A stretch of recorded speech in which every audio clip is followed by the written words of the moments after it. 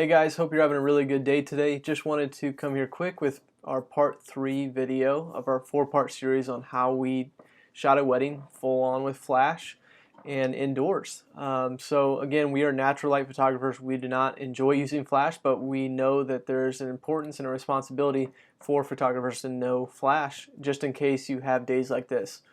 So we wanted to show you in this video how we did flash during the ceremony. So this ceremony was a little bit unique in the sense of it was very long, and as you can see in this picture here, we have a very long venue here. They're all the way up here where this mic is. Generally they're going to be standing right there.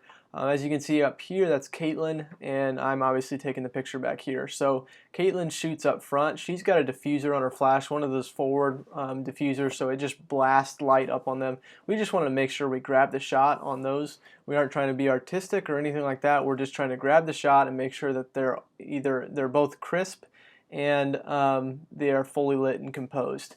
So obviously I'm going to be back here. I've got a 70-200 on, so I can get the nice close-up shots, but also some wide shots, and I've got plenty of room around the outside on both sides to go around.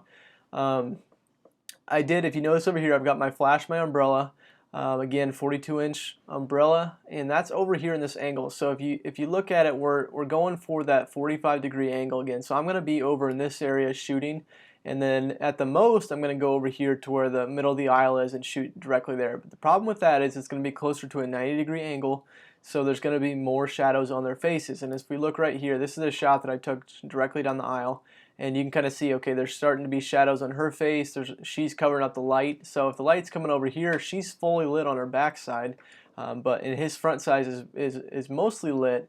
But you just have to be careful of that when you're doing it 90 degrees. You will show a lot more shadows, but that's okay. You know, it's an art form, and as long as it's not your style, if it's not your style, then okay, that's one thing. But if it gets the shot, if it's well composed, then that's another thing. And that's what we thought of this shot. It's well composed, it's got some shadows, but it still looks really good. Again, I brought up two examples. They're going to both be black and white, just so it's easier to see the shadows on people's faces and stuff like that. So again, if we go back to this ceremony location here, I was moving anywhere from right over here back over here to the middle of the aisle here, and then I was even going on the other side of the flash over here and getting some shots of the groom and that kind of thing. So I generally stayed on this side. If I were to go on this side, I would be backlighting them, and it would have looked like the bride's face would have been totally in shadows, and pretty much anyone's face I wouldn't have been able to get with this light because it's facing towards the groomsmen, which were over here, and towards the groom, which is also over here.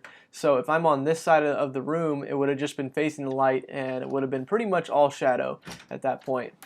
So if we look at this shot here, this is a nice close-up shot. This is one of our outtakes. We aren't going to probably use this one, but just wanted to use it as an example. So this is a nice close-up shot that we got. As you can see, there's no shadows on his face, so I am probably right around here, shooting angled this way. So the flash is doing all the work for me. And if we go back here, she's fully lit on the back. You can't really see her face, but the part of the face you can see is fully lit and evenly composed. So this ended up being a nice shot, and we enjoyed it. We just didn't really like his facial, what his face was doing right here. So we ended up not using this one at all, but I did change this to black and white so we could show that. So again, back to this starting here. We could have not used flash here, but we were going to have to crank our ISO up past 4,000, and that just wasn't something I was happy with, especially with a 2.8 aperture on my 70-200 lens. So I needed to get this flash in. So again, I put it in one area over here and angled it that way and stayed on this side.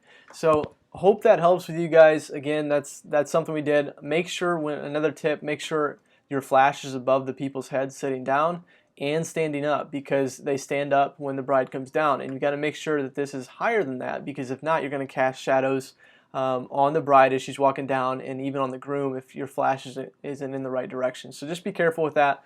But easy enough to remember is just point this umbrella towards the groom if he's on the right side of the room over here, and then just kind of stay on the same side as the flash. So stay on this side over here, or maybe a little bit on this side over here, but I would recommend staying right here, going as far over as to the center of the aisle, and that should get you through a ceremony with flash. So let me know if you guys have any questions. Hope this helped. And then again, comment below with any questions, and stay tuned for tomorrow's video, which we are all talking about reception lighting. So how I took this flash setup and used it to not only cover the open dance floor and the dances at the beginning of the reception, but also how I used it to cover their entrances. So let me know again if you guys have any questions below. If not, we'll catch you in tomorrow's video.